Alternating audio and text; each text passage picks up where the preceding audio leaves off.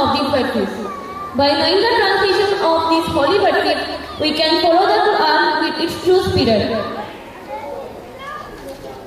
About the names of Allah, Prophet Muhammad, peace be upon him, said, "To God belongs 99 names, and one who memorizes them will be entered in paradise.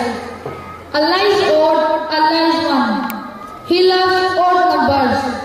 All Muslims of the world surely know what the meaning and importance of Asmaul Husna.